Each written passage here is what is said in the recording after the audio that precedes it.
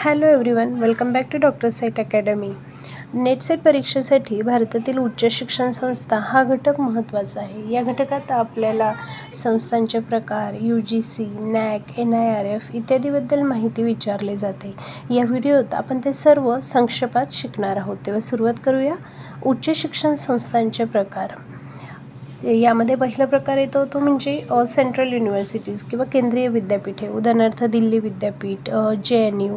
त्यानंतर दुसरा प्रकार येतो राज्य विद्यापीठ, स्टेट युनिव्हर्सिटीज, जे आपल्या प्रत्येक स्टेटमध्ये कार्यरत असतात, राज्यांमध्ये कार्यरत असतात. उदाहरणार्थ मुंबई विद्यापीठ, सावित्रीबाई फुले पुणे विद्यापीठ. त्यानंतर मान्यताप्राप्त खाजगी विद्यापीठ, याचं उदाहरण सिम्बायोसिस सांगता येईल. त्यानंतर डीम्ड युनिव्हर्सिटीज, उदाहरणार्थ BITS, पिलानी, TISS इत्यादी. हे प्रकार समजून घेताना त्यांचे संचालन कोण करतं याकडे देखील लक्ष देणं महत्त्वाचं आहे. म्हणजे केंद्र सरकार, राज्य सरकार की खाजगी संस्था या विद्यापीठांचे संचालन करत असतात ते आपण बघूया. भारतामध्ये उच्च शिक्षण संस्था विविध प्रकारच्या आहेत हे आपण पाहिलं आणि त्यांचं प्रत्येक प्रकारच्या विद्यापीठाचं संचालन हे वेगवेगळ्या संस्थांकडून होत असतं. केंद्रीय विद्यापीठ जे आहेत त्यांचे संचालन भारत सरकार, मिनिस्ट्री ऑफ एज्युकेशन यांच्याकडून होत असतं. संसदेतून कायदा करून ते स्थापन होतात. जसं की आपण अगोदर पाहिलं JNU, दिल्ली विद्यापीठ ही केंद्रीय विद्यापीठे आहेत आणि यांना निधी जो असतो तो केंद्र सरकारकडूनच वितरित होत असतो आणि UGC ही यांची मार्गदर्शक संस्था असते. इथं एक विशेष गोष्ट लक्षात ठेवायची म्हणजे यांचा जो व्हाईस चान्सलर असतो त्याची नियुक्ती राष्ट्रपतींकडून केली जात असते. त्यानंतर दुसरा प्रकार जो आहे राज्य विद्यापीठ, यांचे संचालन हे संबंधित राज्य सरकारकडून होते. उदाहरणार्थ महाराष्ट्रात जी राज्य विद्यापीठे आहेत तर त्यांचं संचालन महाराष्ट्र राज्याच्या सरकारकडून होत असतं आणि नियंत्रण राज्य विधिमंडळाच्या कायद्याने होत असतं.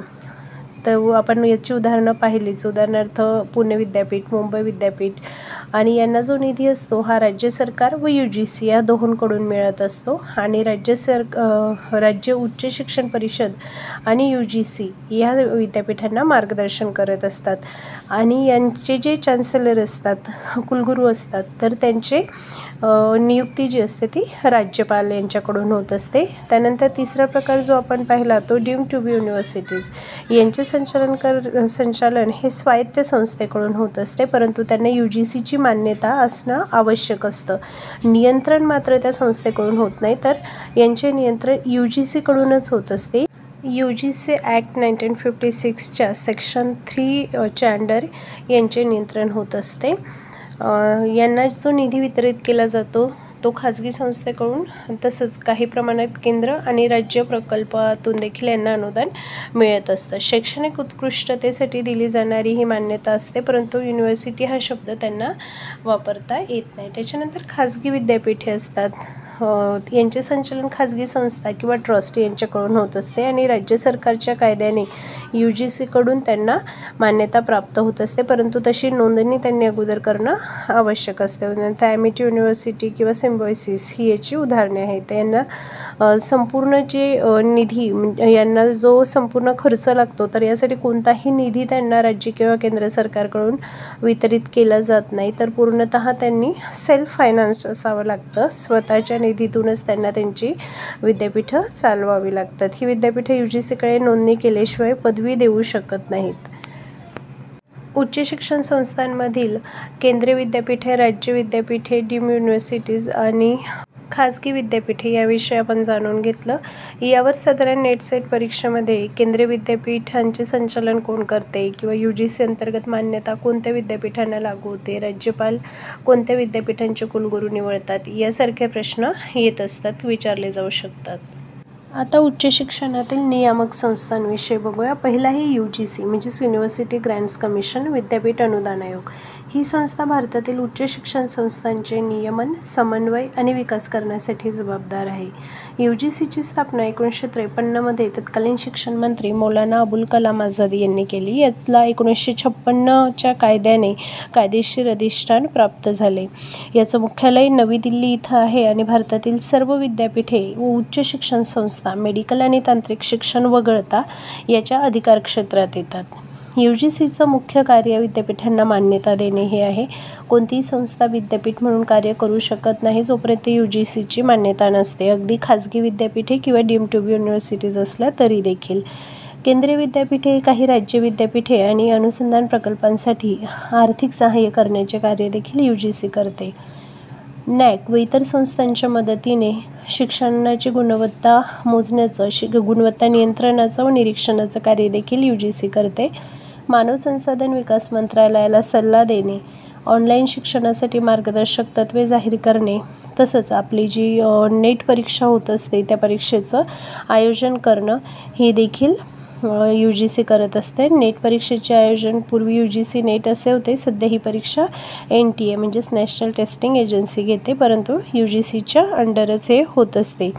UGC अंतर्गत स्वयं मोफत ऑनलाईन अभ्यासक्रम प्लॅटफॉर्म हा एक महत्त्वाचा उपक्रम केंद्र सरकारकडून राबवला जात असतो. तसंच नॅशनल अकॅडमिक डिपॉझिटरी म्हणजे NAD शैक्षणिक प्रमाणपत्रांची डिजिटल नोंदणी इथं केली जाते.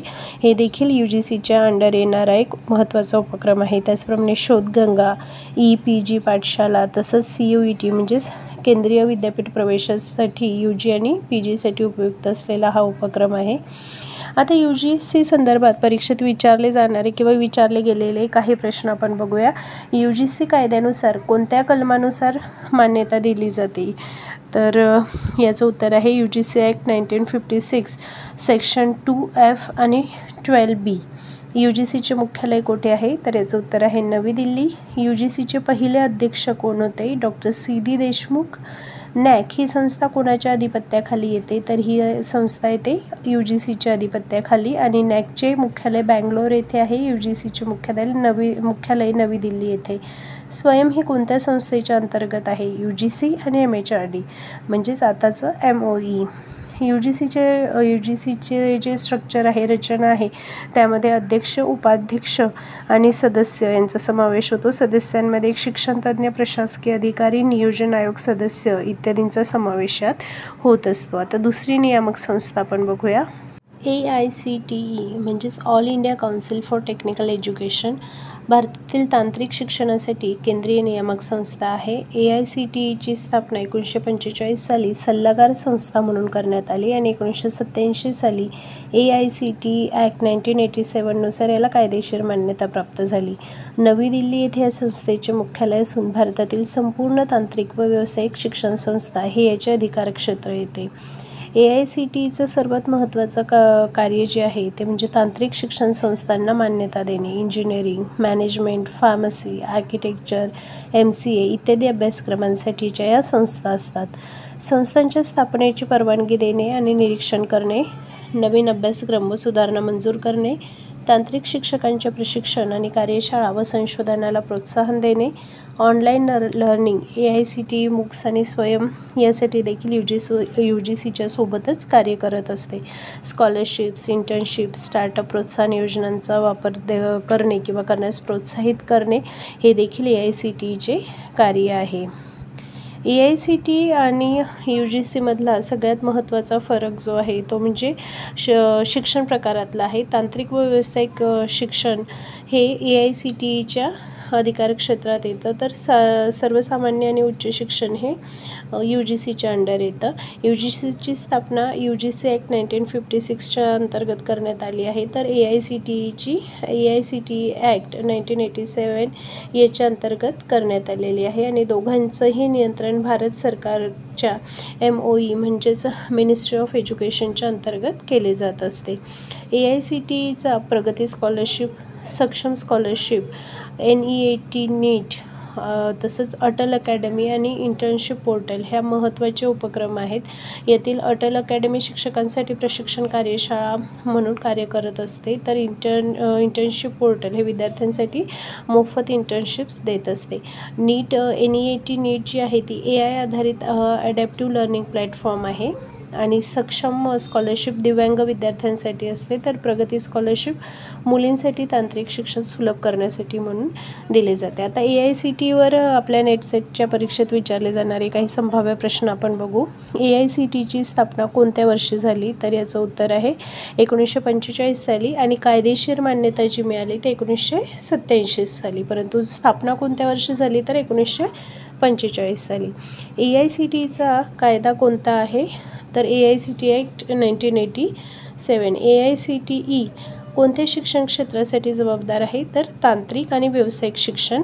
AICTEचे मुख्यालय कुठे आहे? उत्तर आहे नवी दिल्ली. पुढील नियामक संस्था आहे NIRF म्हणजेच नॅशनल इन्स्टिट्यूशनल रँकिंग फ्रेमवर्क. ही एक राष्ट्रीय स्तरावरील शैक्षणिक संस्था मूल्यांकन प्रणाली आहे जी भारत सरकारच्या शिक्षण मंत्रालयाच्या अधिपत्याखाली कार्यरत आहे. NIRFची स्थापना 2015 साली करण्यात आली आणि मानव संसाधन विकास मंत्रालय, ज्याचं नाव सध्या शिक्षण मंत्रालय आहे, त्याच्या अंडर ही संस्था कार्य करते. प्रथम रँकिंग जे या संस्थेने जाहीर केलं ते एप्रिल 2016 साली केलं होतं. भारतातील शैक्षणिक संस्थांची पारदर्शक आणि शास्त्रीय पद्धतीने रँकिंग करणं हे NIRFचं मुख्य उद्दिष्ट आहे. NIRF हे ओव्हरऑल सगळ्याच जवळजवळ क्षेत्रांमध्ये कार्य करते. युनिव्हर्सिटी, इंजिनिअरिंग, मॅनेजमेंट, फार्मसी, या dental colleges, architecture, law, research या सर्व क्षेत्रांमध्ये NIRF हे रँकिंगचे कार्य करत असते. मूल्यांकनाचे जे प्रमुख निकष आहेत NIRFचे ते 5 निकष मुख्य आहेत आणि त्यावर आधारित हे रँकिंग ठरत असते. पहिला आहे शिकवण्याची गुणवत्ता TLE, याला 30% वजन देण्यात आलेलं आहे. संशोधन आणि व्यावसायिक सराव RPC, याला पण 30%. पदवीधर परिणाम ह्याच्यासाठी 20%. पोषण समावेश आणि संधीसाठी 10%, तर समग्र भावना व धारणेसाठी 10%. अशा पद्धतीने हे NIRFकडून रँकिंग जाहीर होत असते. 2024 मधल्या NIRFच्या रँकिंगचं उदाहरण म्हणून प्रथम ते जे आलं होतं ते IIT मद्रास, द्वितीय IISc बँगलोर आणि तिसरं जे होतं ते IIT दिल्ली.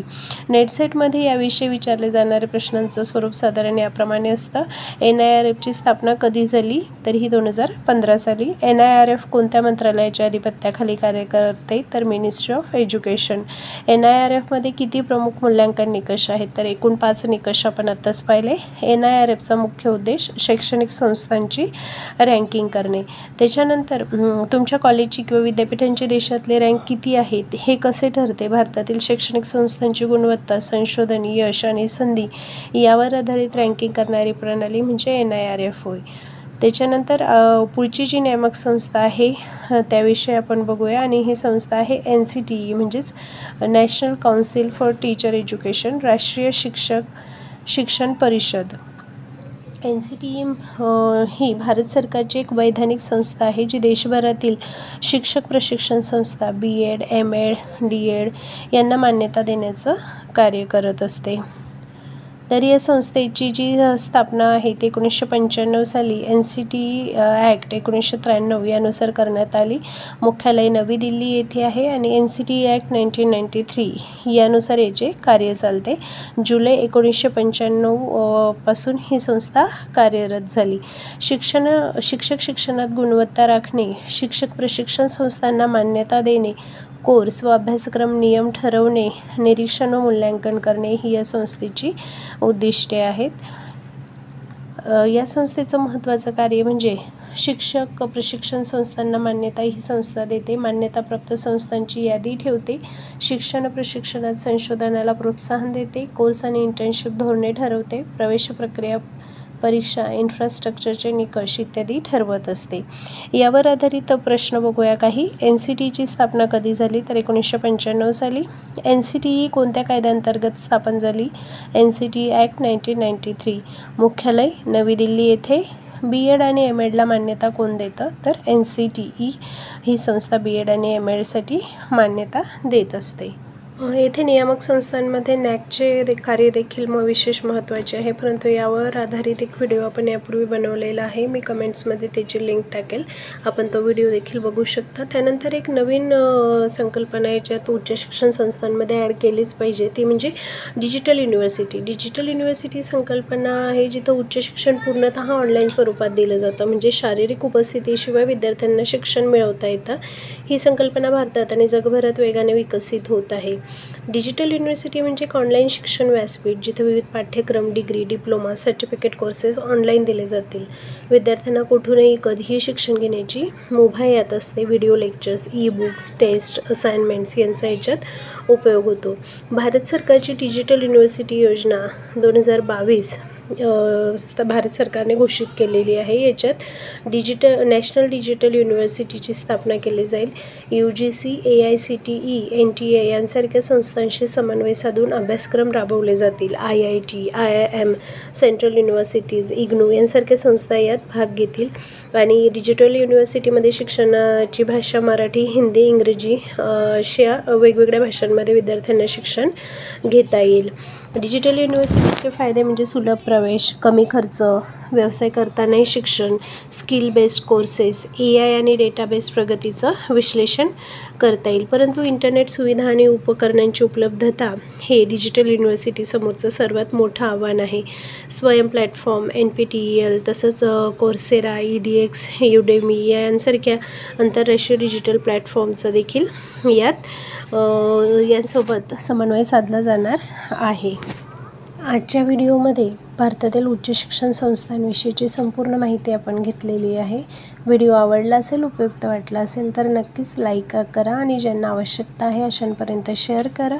चॅनलवर नवीन असाल तर अशाच प्रकारच्या उपयुक्त व्हिडिओंसाठी कृपया चॅनलला सबस्क्राईब करा. धन्यवाद.